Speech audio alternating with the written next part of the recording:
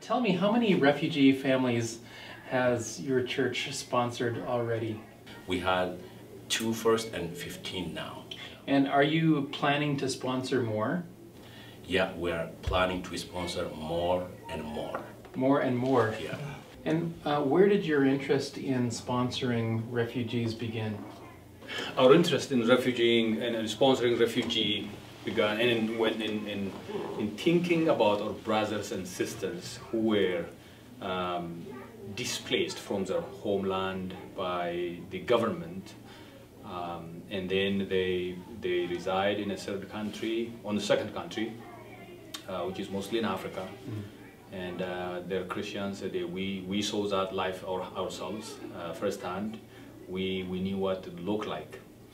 So when we gathered here, we thought together, and we came together as a group and say what can be done.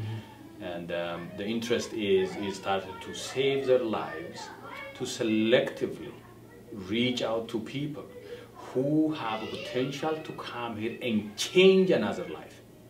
That's our mission, to reach and influence and be a contributor and be a very productive citizens in the country that we live and in neighbors that we live, and at the same time also inspire people abroad and bring them in and be part of this movement.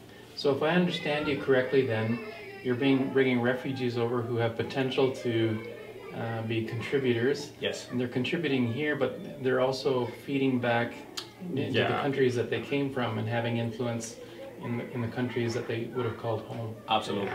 Our church has been contributing to people who are affected by hurricane in Asia. When the government calls, we contribute as a church. We contribute to the Red Cross Canada, and when the Fort McMurray, the fire, yes. we contribute. We have an intention of reaching as far as we can and as much as we can. That's very good.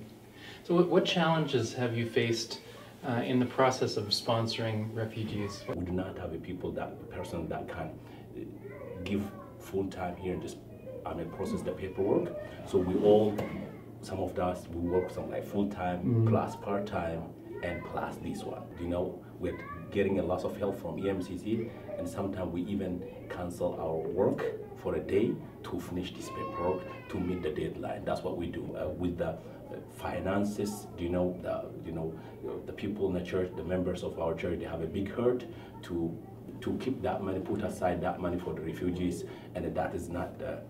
I don't see that one as a challenge, but the paperwork part is There is a lot of demand from our church, but there is also demand from refugee countries, and the number of people that we are able or we are given to sponsor are very limited. Yes. That's another challenge. Why do you continue to sponsor refugees? Why don't you just call it quits and say, you know, that we've done our part. Yeah. Somebody else can pick it up from here. If you come from where we come, you can't just leave and say we've done our part. You can never say that like that. So it's because of our knowledge of the real challenge of people are living in. Yeah.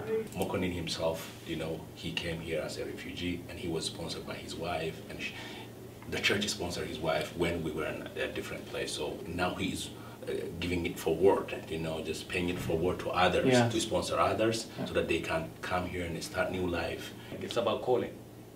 It's about calling. This is a church.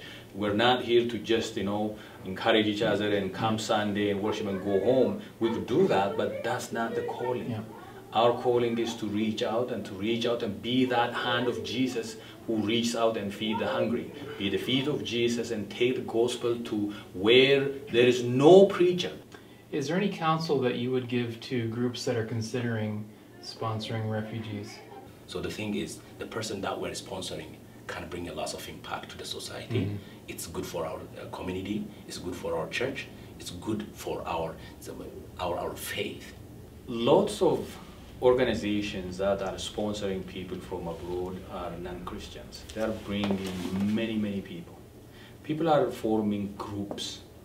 Individuals are bringing people just to be happy about what they've done, to be happy about the good job or a good deed. Yes. How much more can we not do better than them? Because we are called to do that. It's our purpose. Yeah. That's my final advice.